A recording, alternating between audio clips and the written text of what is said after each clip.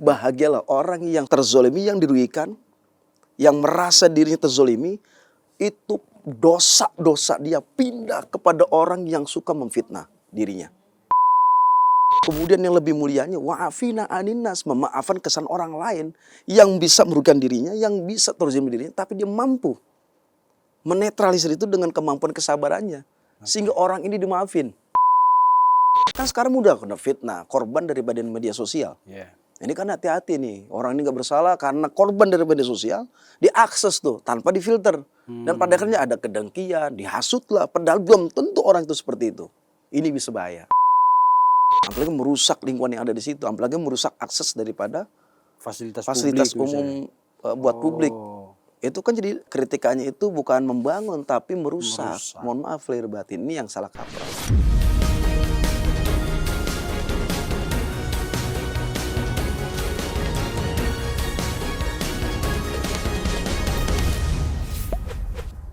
Selamat malam pemirsa cumi-cumi.com dimanapun berada. Senang sekali bisa ketemu lagi di special interview.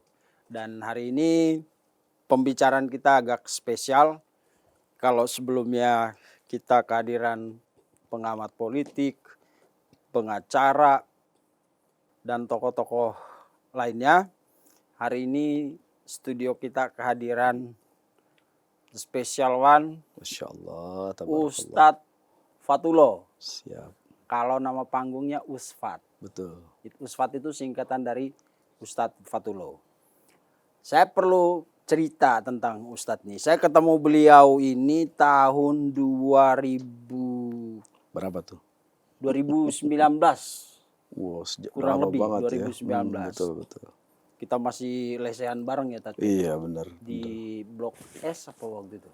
Iya pokoknya suatu tempat lah gitu ya, tempat blok S. Rame-rame nongkrong. Saya waktu itu siapa ini? Ini Usfat. Oh Usfat. Dulu di Dharma Wangsa ya? Iya, Dharma Wangsa, Dharma benar. Wangsa. Terus nyanyi. Bagus sekali suaranya. Ternyata penggemar Rhoma Irama. Pak Haji Rhoma Irama. Satu pantun dulu, Tat. Ya betul, lagu Begadang lagunya Roma. Personilnya dari Soneta. Cakep. Mandang Bang Pincen, jangan lama-lama, saya khawatir bisa jatuh cinta. Serem banget. Asyafia Pondok Pesantren. Banyak santri jalan-jalan. Emang tampang dia nggak begitu keren, banyak janda ngantri mau kenalan. Fakta banget ini. Jangan nih riset dulu baru bikin pantun. Kagak, memang udah kebiasaan kita. Ketika kita berinteraktif dengan audiens, dengan jamaah, itu harus bisa menghidupkan suasana. Nah, salah satunya pantun. Allahu Akbar, Allahu Akbar, Allahu Akbar. Assalamualaikum warahmatullahi wabarakatuh. Assalamualaikum warahmatullahi wabarakatuh. Penonton cumi-cumi dimanapun berada. Saya Inalim. Saya Dr. Haji Razman Arif Nasution, SASAGMA PhD. Saya Arianto Sutadi. Saya Damai Hari Lubis. Saya C. Suhadi SH MA. Ingin mengucapkan selamat Hari Raya Idul Fitri 1447 Hijriah. Mohon maaf lahir dan batin. Mohon maaf lahir dan batin. Minal aidin wal faidin. Mohon maaf lahir dan batin. Mari kita buka lembaran baru dengan hati yang bersih. Mohon maaf lahir dan batin. Semoga pada hari yang fitri ini kita kembali fitrah, kita kembali suci. Wassalamualaikum warahmatullahi wabarakatuh. Ada hal penting yang kita mau dengarkan dari Usfat Ya, malam ini. siap. Bukan yang mengada-ngada. Selama ini kan ini lagi rame, lagi hangat pembicaraan tentang Rismon, salah satu tersangka kasus pencemaran nama baik Pak Jokowi itu akhirnya mengajukan restoratif justice, berdamai untuk kemudian harapannya mendapatkan SP3. SP3 itu penghentian penyidikan, artinya dia dibebaskan dari perkara ini.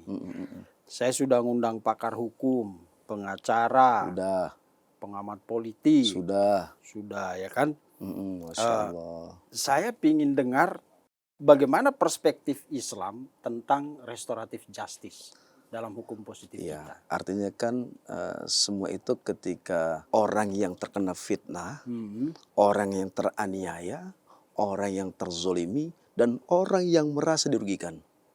Tersakiti tuh, terzolimi, tersakiti, bahkan terkadang dia ada rasa balas dendam tuh. Tapi yang legonya di sini adalah bagaimana kronologi ini diciptakan oleh salah satu yang kita nggak sebut namanya. Tapi tiba-tiba yang dianiaya, yang difitnah, yang terzolimi ini memaafkan. Hampir lagi dalam bulan suci Ramadan ini. Hampir lagi dibebaskan tuh dari jerat hukum. Karena awal dasarnya kan memang boleh sebut namanya ya? Boleh. Ini nggak Boleh kenapa. banget.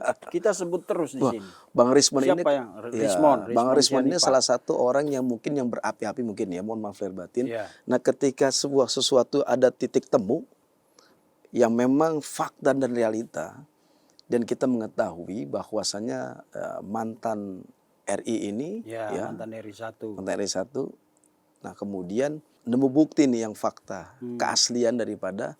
Nah, biasanya yang tersakiti kalau orang yang hatinya penuh dengan kebencian, hatinya penuh dengan tidak keterimaan dengan hasil hasutan fitnah dan sebagainya, yang menjadi propaganda, dan pada akhirnya ini bukan lagi, Masya Allah, aib yang bukan lagi se-Indonesia, senasional, ini internasional. Tahu. Isu ini menjadi isu konsumsi publik bukan hanya di Indonesia, tapi di luar Indonesia. Ini luar biasa, tapi dia mampu memaafkan orang itu. Nah, berarti secara tidak langsung sang mantan RI ini sudah mengamalkan alladzina yunfikuna fis sarra'i wad-dharra'i wal kazimina ghaiz wal 'afina 'anil nas wallahu yuhibbul muhsinin. Orang yang sudah menginfakkan hartanya, kemudian dia menahan amarahnya. Nah, mantan RI ini ada 3, bukan saya ngebela nih, saya poros tengah aja. Ya. Tapi secara otomatis dengan sistem ini sudah mengamalkan surat Al-Imran ini. Alladzina yunfikuna fis sarra'i wad-dharra'i wal kazimina al-ghaiz wal 'afina 'anil nas wallahu yuhibbul muhsinin. Orang yang sudah menafkan hartanya, kemudian orang yang sudah mengekang kemarahannya, wal kazimina ghaiz, dengan amarah dia mampu mengekang hawa nafsu dari kemarahan itu. Kemudian wa'afina 'anil nas, kemudian dia memaafkan kesalahan orang lain. Wallahu yuhibbul muhsinin, Allah paling demen, Allah paling cinta, Allah paling suka kepada orang yang berbuat baik. Nah, mantan RI ini secara tidak langsung dicintai oleh Allah Subhanahu wa taala. Disayangi oleh Allah Subhanahu wa taala, bahkan dirindukan sama Allah ketika dia mampu melakukan dan memaafkan kesalahan orang lain. Kemudian Allah paling demen tuh. Yang pertama, orang yang dihasut, difitnah, digibahin, bahkan terzolimi, hari itu Allah angkat derajatnya, Bang. Bukan hanya di dunia, bahkan sampai akhirat Allah angkat derajatnya. Ketika dia mengekang hawa nafsunya, kemarahannya, kemudian yang lebih mulianya, wa'afina 'anin nas, memaafkan kesalahan orang lain yang bisa merugikan dirinya, yang bisa terzolimi dirinya, tapi dia mampu menetralisir itu dengan kemampuan kesabarannya. Sehingga orang ini dimaafin. Orang ini tidak diproses dengan hukum. Subhanallah. Wallahu yuhibbul muhsinin. Dia adalah kedemenan Allah, kecintaan Allah, kesayangan Allah bagi orang yang melakukan sesuatu kebaikan. Oke. Nah, Subhanallah. bagi yang melakukan itu gimana? Yang minta orang maaf. yang tadinya menghasut, memfitnah, menjelek-jelekan, mencaci maki, menghujat, ketika dia datang dan meminta maaf, apa hukumnya untuk dia? Jadi gini, ini hadis Rasulullah SAW, kesahihannya luar biasa. Ketika orang yang difitnah tidak melakukan, ketika orang digibahin, orang itu tidak melakukan, ketika orang dizolimi dan orang itu tidak melakukan, dan kezoliman, kemudian yang merugikan orang yang terkena fitnah ini, kan al fitnatu minal qatl. Fitnah itu lebih kejam dari pembunuhan. Kenapa, Bang? Kalau orang dibunuh sekali mati, betul nggak? Ya. Tapi kalau orang difitnah itu sampai mati dia. Sampai mati, sampai kiamat, orang itu masih menyalahkan dia karena ulah daripada oknum itu. Tukang fitnah. Iya. Atau yang memfitnah. Yang memfitnah. Tapi bahagialah, bahagialah orang yang terzolimi, yang dirugikan, yang merasa dirinya terzolimi, itu dosa-dosa dia pindah kepada orang yang suka memfitnah dirinya.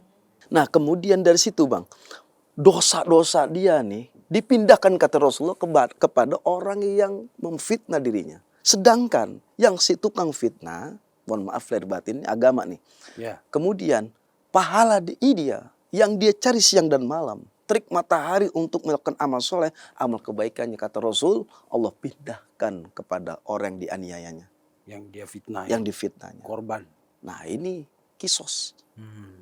Makanya kita sesuatu apapun perlu ada pertimbangan, perlu adanya namanya ketenangan. Ketika apakah benar? Ini tabayun ini penting. Betul. Tabayun ini penting, jangan sampai kita tidak ada tabayun, kemudian seenak-enak dewe memfitnah, menggibah belum tentu dia terbukti. Dan ini risikonya yang dia dapatkan adalah pahala dia pindah ke dia, dosa dia pindah ke dia. Siapa yang ngerugi? Yang tukang fitnah tadi. Oke. Beruntung yang mana? Yang terzolimi, yang terfitnah. Itu luar biasa bang. Itulah agama kita. Makanya hati-hati dengan fitnah. Nah, kalau yang pelaku fitnah, pelaku zolim itu Iya. meminta maaf, Nah ini. apa hukumnya buat dia secara dari perspektif Islam? Dari perspektif Islam, bahwasanya ketika dia datang untuk meminta maaf, minta redo dan meminta sesuatu dihalalkan dalam menurut pandangan Islam, emang harus seperti itu.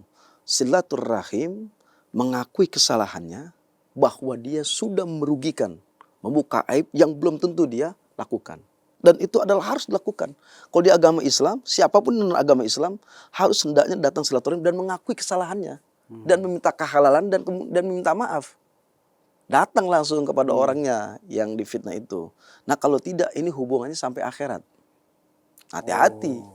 Kalau orang hubungan sampai akhirat bang, ya Allah ya Rob, nanti diproses. Di dunia dia bisa keluar tuh. Dia bisa terbebas, terjerat daripada hukum-hukum. Tapi di hadapan Allah, nanti persidangan yaumil qiyamah, Allah yang menentukan. Dan banyak saksi, ada raqib, ada atid. Ya memang dia bebas, tidak terjerat, tapi nanti di peradilan Allah. Makanya perlu adanya dia datang meminta maaf dan sampaikan ke media sosial. Kan ini sifatnya kan memang universal. Sampaikan kepada Seluruh dan ini harus kayak seperti ini. Ini cakep nih untuk mediasi nih. Makanya podcast ini sangat beruntung nih. Bisa artinya memediasi hal-hal yang kayak gini nih. Tepuk tangan dong.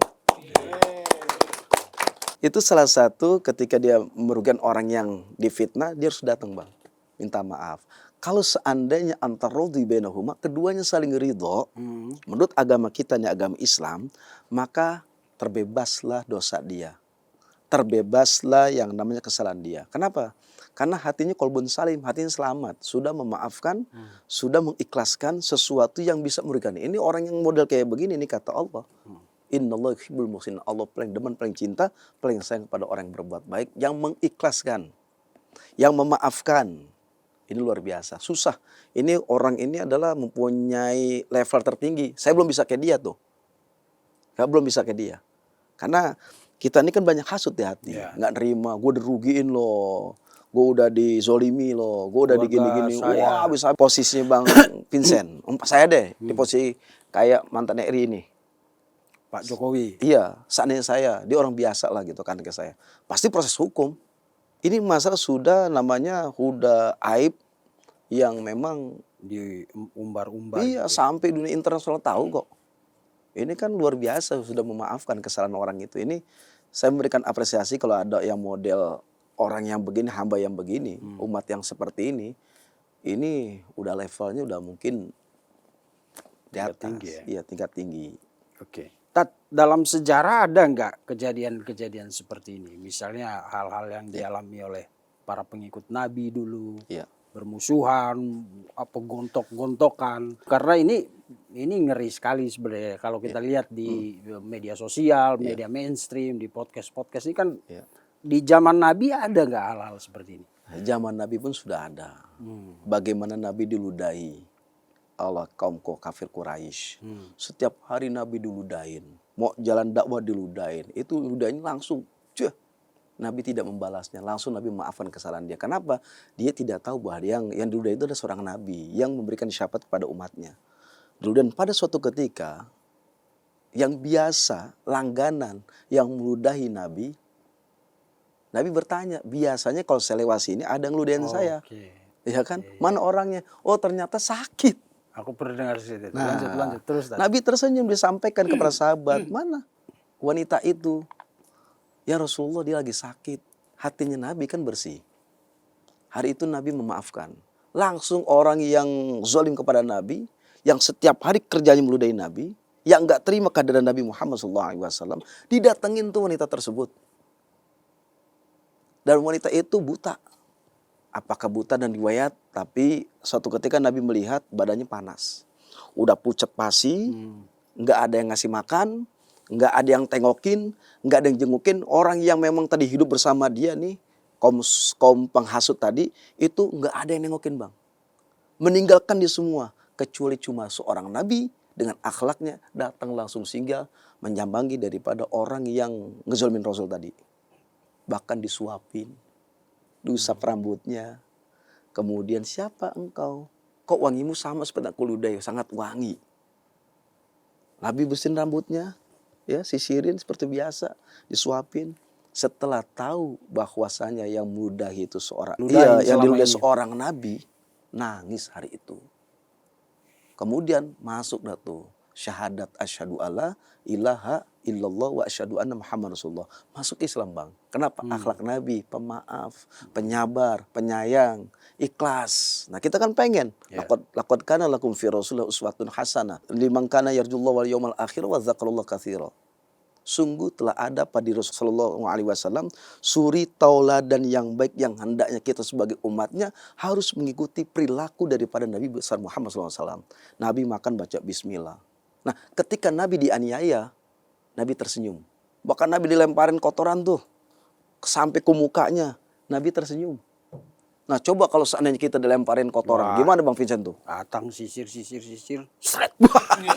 Langsung dipateni gitu kan, disakit kan dia, kita datang jenguk, disisirin rambutnya, dipegang-pegang. Gitu. Kita kirim dia ke akhirat. Gak tanggung kirim ke akhirat. Kan seperti itu, coba zaman Nabi sudah ada, belum lagi para sahabat sering berseteru ketika Rasulullah wafat. Lalu mereka kan hafal Quran, mereka hafal hadis, mereka hafal bagaimana tindak tanduk perbuatan Rasulullah ketika berseteru. Ada ketika Rasulullah wafat. Setelah Rasulullah wafat, mereka berseteru. Tapi karena imannya mereka damai lagi. Artinya lebih menekankan yaitu akhlak. Nah, akhlak itu adalah innama bu'istu liyutammima makarimal akhlak. Sesungguhnya kata Rasul, aku diutus di dunia ini untuk menyempurnakan akhlak. Akhlak itu pertama ikhlas. Ikhlas kepada dirinya, ikhlas kepada Allah, ikhlas kepada orang lain. Yang kedua, ikhlas itu adalah penyabar. Nyabar banget dia. Yang terakhir, ikhlas itu adalah suka penyayang. Nggak dendam. Nah, kita kan pengen seperti itu ya Bang ya. Nah, mau susah, pasti ada orang seperti itu. Oke. Nah, kemudian pertanyaannya, kan agama apapun mengajarkan itu. Kenapa orang sekarang itu gampang sekali menebar fitnah, menebar kebohongan, menghujat orang, menghina orang, mengumbar-umbar aib orang? Ini ada apa sebenarnya dengan orang-orang? Walaupun zaman dulu juga ada, tapi kalau dilihat kan sekarang itu masif banget. Ya kan, dengan hal yang kecil jadi besar dan begitu cepat menyebarnya. Karena perlu adanya keimanan Bang. Untuk mengecas iman itu memahami Al-Quran. Kata Quran, sholat kita. Orang yang sholatnya khusyuk, maka setiap lisannya berdialog kepada Allah, bermunajat kepada Allah, sangat berbicara kepada melewati wasilah sholat. Maka secara otomatis ketika dia memaknai, mentadaburi, menghayati, memahami, dimengerti bacanya, nggak akan seperti terjadi yang Bang Vincent katakan, penghasut, tukang fitnah, tukang ghibah, tukang bunuh orang lain, korupsi dan sebagainya, nggak mungkin. Karena ketika orang sudah memahami hakikat sholatnya, otomatis direndah hati dan berhati-hati saat melangkah. Makanya kata Allah, inna sholata tanha 'anil fahsya'i wal munkar. Sesungguhnya sholat itu adalah mencegah dari perbuatan keji dan munkar. Terlebih lagi adalah orangnya. Nah, ketika dia pahami sholatnya, dia mengerti sholatnya, insya Allah dengan khusyuknya dia, sholat itu bukan hanya di masjid saja. Sholat itu bukan hanya di surau saja. Sholat itu bukan hanya di rumah saja. Bagaimana sholat ini mampu dibawa keluar. Gitu. Jadi sholat ini ketika difahami, dia mengerti, maka ada action di situ. Dia berhati-hati melangkahnya. Sesuatu yang dia melangkah, pasti dia apakah merugikan dirinya, apa merugikan orang lain setiap langkahnya nih. Nah, orang beriman itu cas imannya lewat Al-Quran. Ketika baca Al-Quran dimanapun dia apa? Fadhkuruni azkurkum. washkuruli wala takfurun. Fadhkuruni kata Allah, maka ingatlah aku. Azkurukum kata Allah, aku ingat kamu. Washkuruli kata Allah, maka bersyukurlah kepadaku. Wala takfurun, jangan engkau kufur. Fadhkuruni artinya ketika orang beriman setelah melaksanakan sholat, bukan hanya zikir dalam sholat saja, tapi mampukah dia dengan zikirnya? Mampu untuk keluar dari rumah, dari masjid, dari surau dan seterusnya. Zikir ini selalu istiqomah untuk dia, sehingga dia tidak terkontaminasi dengan hal yang tadi, mau menghasut orang nggak jadi, mau fitnah orang nggak jadi, karena sholat sudah ada, zikir sudah ada, Quran sudah ada. Itu disebut zadat imanihim, itu orang yang ditambahkan imannya kepada Allah. Nggak ada mungkin bang, korupsi nggak akan terjadi, fitnah sono, karena orang beriman ini adalah berhati-hati dengan lisannya, dengan tangannya, dengan isinya, dengan hati sangat berhati-hati. Mengucapkannya nyakitin orang nggak, bisa merugikan orang lain enggak? Kan sekarang mudah kena fitnah, korban daripada media sosial. Ini kan hati-hati nih, orang ini nggak bersalah karena korban dari media sosial, diakses tuh tanpa difilter. Dan pada akhirnya ada kedengkian, dihasutlah, padahal belum tentu orang itu seperti itu. Ini bisa bahaya, merugikan buat dirinya sendiri sebenarnya bang.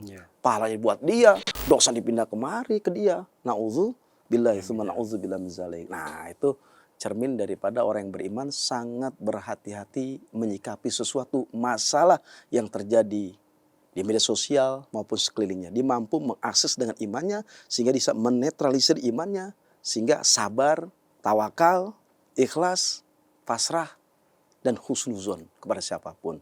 Kalau orang yang sudah husnuzon bang, udah enak hidupnya. Nah ada 3 nih bang, qalbun salim, hati yang selamat. Hati yang selamat itu ketika dia mengatakan pakai rasa.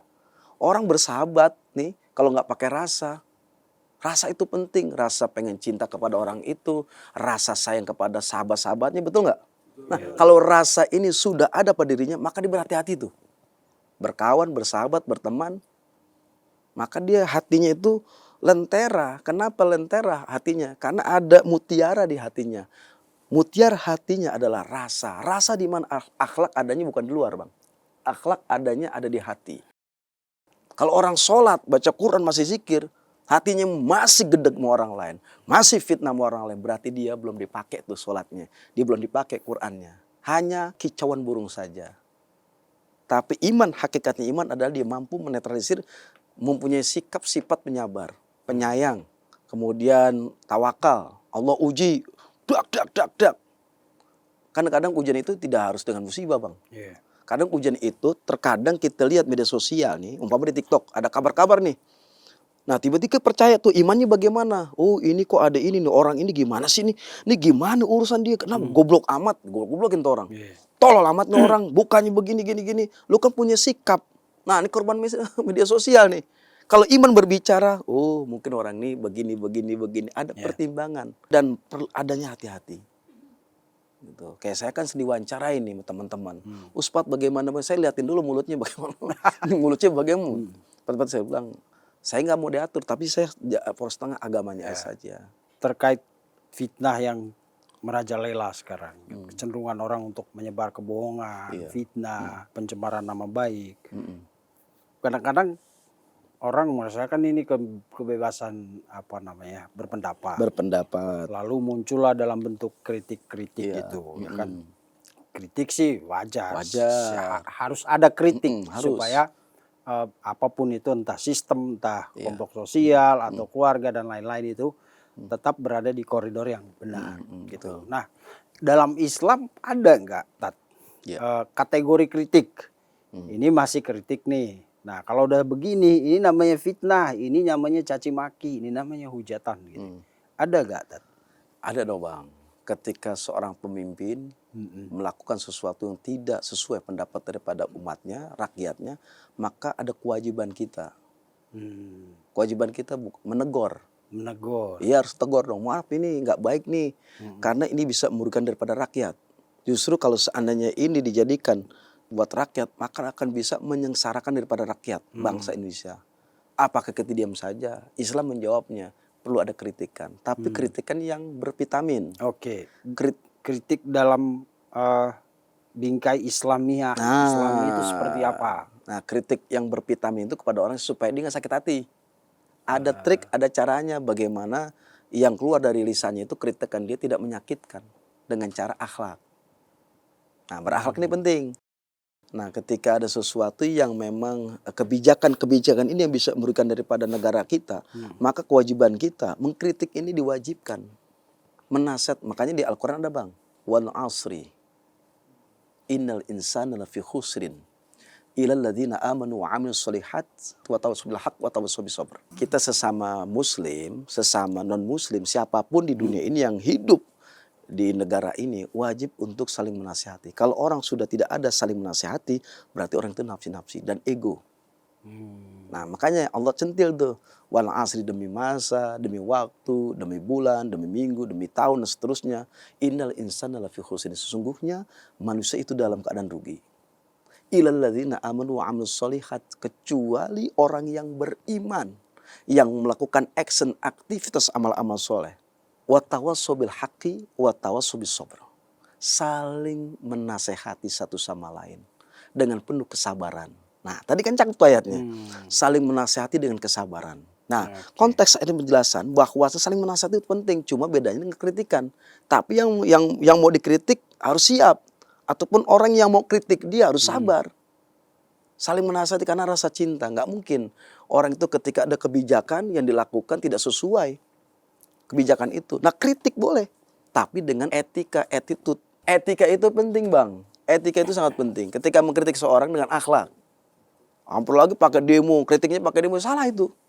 Demonstrasi besar-besaran, nggak boleh. Dan itu bisa merusak daripada tatanan yang ada di situ. Akhirnya bisa merugikan daripada akses Apalagi pemerintah. demo kalau anarki gitu ya. Iya, itu tidak dibenarkan. Islam pernah terjadi. Sahabat Nabi ketika mengkritik sahabat Nabi itu pakai etika. Tidak dengan demo, enggak. Apalagi saling membunuh, apalagi merusak lingkungan yang ada di situ, apalagi merusak akses daripada fasilitas umum buat publik. Itu kan jadi kritikannya itu bukan membangun tapi merusak. Mohon maaf lahir batin, ini yang salah kaprah. Gitu. Kadang kita membawa nih kritikan ini dijadikan demo. Ini mengkritik, salah, tapi dia membawa rombongan itu. Itu kan kurang, dan pada akhirnya kan yang kita tidak inginkan akan terjadi, merusak, akhirnya yang merugikan kita semua. Oke. Gitu. Jadi tadi Ustadz singgung tentang etika. Dalam berkritik. Kan tadi ada aksi. Iya. Kan juga ada kritik yang disampaikan secara verbal. Kalau kita bilang, Pak Prabowo, MBG itu bukan makan bergizi gratis, tapi maling berkedok gizi. Astagfirullahaladzim. Iya ya. Itu lagi rame sekarang. Lagi rame MBG sekarang, itu maling berkedok gizi. Itu kritik atau dalam konteks Islam aja? Iya. Kita nggak, kalau ngomong demokrasi kan semua orang berpendapat. Silahkan sah-sah saja. Iya, sah-sah. Itu katanya kebebasan berpendapat. Iya. Tapi tadi kan kita mau lihat negara ini dari perspektif Islam. Kalau kayak gitu secara verbal itu gimana? Kita melihatnya gini bang, MBG ini kan perlu ditinjau lagi apakah sudah relevan terhadap rakyatnya dan sebagainya. Karena bagaimanapun niat baik daripada presiden kita sangat baik untuk menyehatkan perhatian gizi terhadap anak-anak bangsa. Karena kata Rasul, syubbanul yaum rijalul ghad. Pemuda masa kini adalah yang meneruskan masa depan. Artinya dengan berbagai upaya yang dilakukan dengan program Pak Presiden MBG, bagi saya bagus-bagus saja. Niatnya bagus. Iya bagus. Tapi kalau dijadikan ini sumber bisnis, sumber kepentingan, sumber sesuatu yang bisa meraup, mohon maaf lahir batin, daripada ketidaksejahteraan, keuntungan pribadi, famili ataupun apa. Ini program ini pada akhirnya tidak akan berjalan bang. Korupsi ada di situ. Ya. Korupsi ada di situ, kezoliman ada di situ, semua ada di situ. Kalau ini wadah ini ada, makanya di rumah presiden ditinjau orang-orangnya ini yang mampu, yang amanah, yang tidak khianat kepada anak bangsa. Itu yang harus dikritik. Itu yang dikritik. Bukan ini buat apa nih? Nah, kalau penyampaiannya MBG ini bagus kepada anak-anak, maka ini adalah upaya yang sangat besar. Yeah. Karena bagaimanapun ini program ini sangat bagus menurut saya. Kalau nggak ada direcokin embel-embel di belakang gitu. Nah, saya kira MBG ini bagus menurut saya. Cuma hati-hati orang yang ada di dalam situ. Yang mengeksekusi. Ladang bisnis. Ladang bisnis kepada Allah tuh Artinya ketika dia nyalur MBG, pasti dia sayang kepada anak bangsa. Berusaha semaksimal mungkin apa yang menjadi bahan vitamin, bahan yang mampu bisa mengakses makan yang bergizi kepada anak bangsa. Tidak meraup keuntungan. Diberikan jiwa dan raganya program ini, kemudian disampaikan kepada anak bangsa, dan pada akhirnya bangsa itu menikmati hasil dari perhatian MBG ini, tumbuh dewasa menjadi golden age dan seterusnya, karena dia mengasup vitamin dari MBG itu, dan itu pahala buat orang yang tadi program tadi yang menjalankan itu. Tapi sebaliknya kalau itu merugikan, ada bisnis kepentingan, na'udzubillah, maka kurang baik itu. Ini bisa mengancam daripada buat orang yang memang ada kepentingan, mohon maaf lahir batin. Ini kan, ini saya bukan ranah saya, ranah saya, ini kan bicara etika tadi, bukan ranah saya di sini. Dari sudut pandang Islam. Iya, karena Bang Vincent nanya, saya jawab nih. Saya punya ilmu tuh Bang, dok untuk, tapi ntar tersinggung dong. Enggak apa-apa. Iya. Nah jadinya perlu adanya orang-orang yang berkepentingan di sini, jangan khianat lah. Kalau presiden bilang program ini bagus, makan gizi gratis. Gizi gratis, coba bayang, gizi gratis yang bisa menyehatkan hati, pikiran, yang bisa menyehatkan daripada anak bangsa, dan pada akhirnya anak bangsa ini bisa menikmati gizi perhatian di pemerintah. Berarti program ini kan bagus untuk ke depan daripada anak bangsa, memikirkan bangsa Indonesia. Bagaimana ke depannya, perlu adanya amanah, jangan khianat. Kalau ada pengkhianatan di program itu, maka semuanya itu menjadi mudarat Bang. Tidak manfaat. Mohon maaf lahir batin. Ini dari Islam. Kalau khianat loh, maka tidak ada manfaat. Mudarat. Mudarat apa sih Bang? Yang merugikan. Iya. Kalau manfaatnya ada. Anak jadi pintar, cerdas, makan daripada gizi. Kan bicara gizi nih, apelnya harus bagus. Apakah apel Malang? Karena kata Rasulullah SAW, kulu mauladun yuladu anal fitrah. Setiap anak dilahirkan dalam keadaan fitrah. Nah, yang mengurus anak bangsa ini dari keterpurukan fuqara wal masakin diangkat lewat daripada MBG. Tapi yang bukan khianat, yang amanah, yang memang memberikan kasih sayang kepada anak bangsa melalui program MBG. Ketika diterima, diakses, dimakan itu rotinya, dimakan itu yang namanya jeruknya, dimakan itu yang namanya vitamin-vitamin itu, yang buah-buahan ini menyegarkan, maka akan menumbuhkan generasi yang kuat, bergizi. Bukan hanya bergizi, tapi yang perlu disadarkan adalah kuat imannya. Kalau gizinya oke, tapi kalau imannya kagak ada, mau ngapain kita? Gizi udah oke, tapi perlu ada menumbuhkan yang namanya karakter. Karakter ada 3, karakter iman, karakter Islam, dan karakter akhlak. 3 ini bisa mampu memberikan sesuatu perubahan buat bangsa. Kalau ada orang yang menyebar fitnah tentang program yang diberikan dengan niat baik ini, hukumnya apa itu secara Islam? Tadi difitnah di program ini, ya mungkin kritik kali. Karena kritiknya harus dong. Ketika tidak ada penyampaian, tidak ada amanah, wajib harus ada kritik. Harus dikritik. Harus kritik dong. Harus dikritik dan nasihatin orangnya. Kenapa lu tuh udah dikasih program ini kagak sampai? Justru malah buahnya jelek, ini jelek, dan harus dikritik tuh. Gimana anak bangsa mau sehat, bergizi, tumbuh kritik dengan kekuatan. Harus itu dikritik. Harus dikritik. Bagaimanapun harus kritik, tapi kritik yang berakhlakul karimah, yang tidak merugikan daripada orang setempat. Jangan, ini pemerintah bodoh. Apalagi nggak boleh itu. Nah, kritik membangun itu artinya kritik yang benar-benar tepat sasaran. Dan orang yang tadi harus bertanggung jawab dong dari kritik. Berani ngomong begini, jangan di belakang. Karena program ini yang buat, berarti dia yang tanggung jawab. Nah, ketika ada kritikan daripada masyarakat, ini harus diterima. Apa sih yang kurang? Kan buat apa sih yang kurang-kurang ini itu kan saling. Kalau dulu Soeharto kan duduk rapi dia, live lagi di TVRI, duduk bareng bagaimana diundang Menteri Penerangan, Menteri Kesehatan, semua diikutsertakan ulama-ulamanya. Bagaimana kedepannya anak bangsa, nggak yang supaya pendidikannya kuat, melewati daripada kesejahteraan program-program itu, kan cakep urusan. Nah MBG ini sudah ada, sudah bagus, cuma harus dikritik juga, harus penting itu. Menurut saya, kalau seandainya memang tidak sesuai dengan harapan kita, makanannya, buahnya, ada mungkin kemarin anak SD tuh kalau saya nggak tahu, dinemuin sampai digini ini MBG sampai segitunya, anak SD loh Bang. Anak SD. Artinya kita mengkritik itu karena kita peduli dengan misi dan tujuan program ini sangat bagus. Sangat bagus. Ini harus kita dukung program ini. Tapi dengan banyak catatan. Iya, dengan catatan yang memang hendaknya lebih lebih mengemas ini dengan kebaikan gitu, supaya penyaluran MBG ini bisa mampu mengakses makan ini itu diterima oleh anak-anak bangsa. Kan kemarin anak SD tuh rotinya ininya begini, ini kan saya ngeliat langsung anak SD sendiri yang memang kok begini MBG sampai dijelekin anak SD yang memang harus diterima baik, tidak buruk, tidak jelek, dia harus diterima baik ini. Nah, kenapa dapat baik? Berarti kan di sini ada sesuatu yang kesalahan nih. Iya. Tapi tidak semua, Bang. Hanya oknum tertentu. Betul. Namanya kritikan ini boleh kepada si Pelaksana itu. Zaman Nabi sudah ada. Ustadz jadi Ustadz politik sekarang. Wah, jangan. Kita kan dikasih hati dan kita dikasih hati pikiran ketika melihat ini kan menjadi betul. menjadi bukan makanan sih. Ya. Kita bisa melihat Siraman. informasi kita ini. Saya mitra Bangsa Indonesia juga dong. Saya mitra polisi juga. Iya. Saya punya majelis. Majelis ini bagaimana majelis saya ini bisa mampu? Oh iya ya, majelis di Ada. kepolisian ya. Majelis Pemuda Islam Indonesia. Oke. Saya juga punya yayasan Nurani Berlian Indonesia. Yayasan saya ini bergerak yaitu tadi salah satunya bagaimana mesejahterakan anak bangsa yang keterpurukan masalah ekonomi, pendidikan dan gizi. Gak dapat dapur MBG kan? Nggak dapat. MBG lewat yayasan. Iya, karena ini udah akil balik Bang orangnya.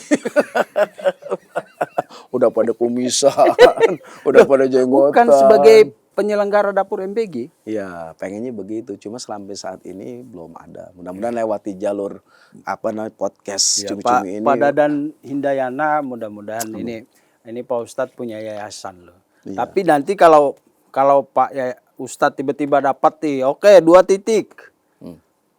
Siap-siap dikritik sama cumi-cumi.com ketika Harus. saya panggil Ustadz lain nanti. Boleh kritik silakan itu nggak apa. Kalau ini saya dapur- pulang sekarang. Coba kritik tuh dapur MBG-nya Usfat gitu ya. Memang gini Bang, karena kan semua itu kita kepengen tuh bangsa Indonesia menjadi bangsa baldatun thayyibatun warabun ghafur. Bangsa yang baik, yang mendapat ampunan dari Allah Subhanahu wa taala. Pemimpinnya juga sehat, dapat ampunan, kabinetnya juga sehat, dapat ampunan, bangsa juga sejahtera. Kalau dikelola bangsa ini, Bang, kekayaannya sumber alam, jangan kan MBG, Bang. Ada program lain juga udah. Gizi semua. Yang berarti MBG ini harus diimbangi dengan program iman anak bangsa. Oke, siapa tahu lewat Ustadz selain dikasih MBG, dikasih juga dakwah atau semacam itulah untuk secara fisik kan udah ini materi ya kan, makanan. Mudah-mudahan dengan kalau saja tiba-tiba, Usfat dapat dapur nih, 2 dapur aja. Wih, kaya dong saya. Lumayan karena itu membawahi beberapa sekolah. Iya, yang pastinya saya salurkan Bang. Ya. Karena bagaimanapun kita jangan khianat, harus amanah. Karena bagaimanapun semua yang Allah titipkan, orang yang amanahkan kepada kita, nanti akan diminta pertanggungjawaban di hadapan Allah. Apa kata Allah? Tsumma latus'alunna yauma idzin 'anin na'im. Kemudian pada hari itu kau akan dipertanyakan tentang nikmat yang aku berikan selama engkau hidup di dunia. MBG salah satu adalah aman dari Allah. Maka disalurkan kepada yang berhak menerimanya dengan sesuai arahan, dengan sesuai apa yang ditargetkan. Gitu. Cakep. Habis lebaran kayak dapat 2 dapur. Amin. 2 dapur Bang, kita kasih semua ini. Jangan.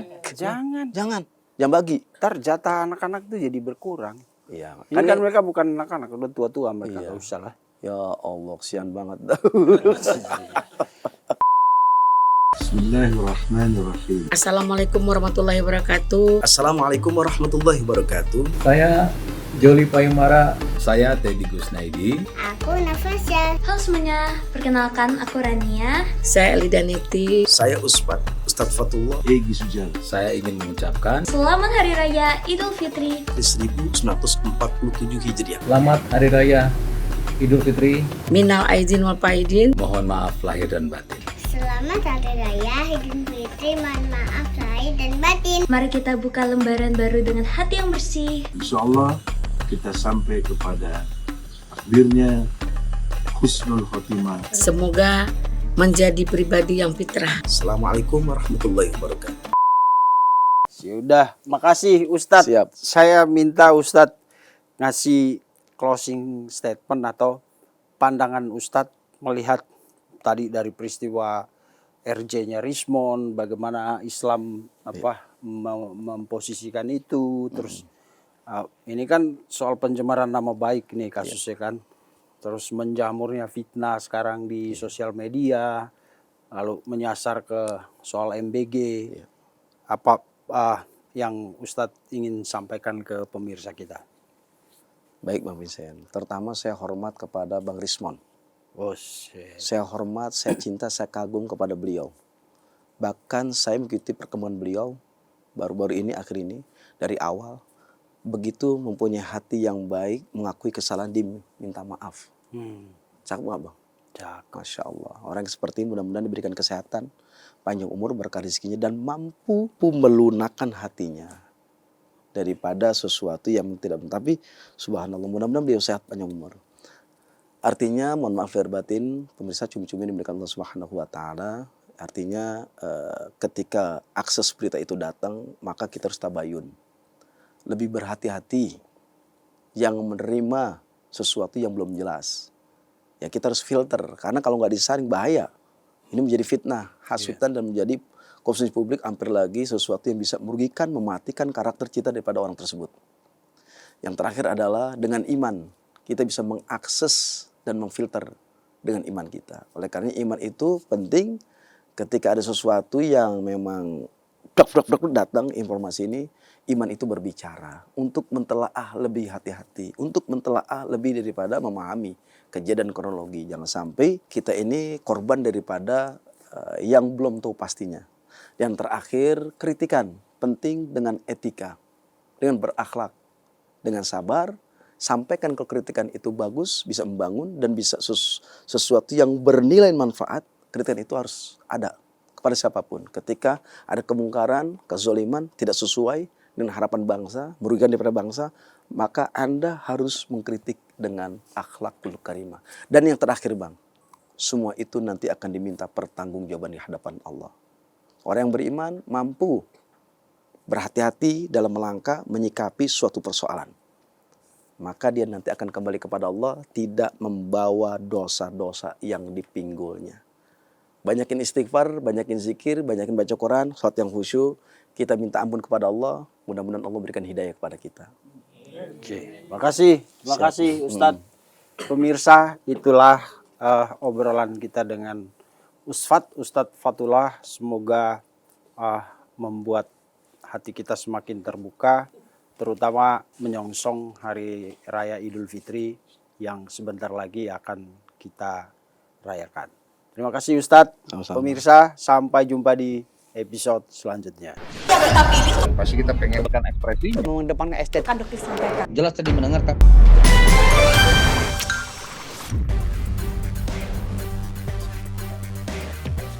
Terima kasih sudah menonton.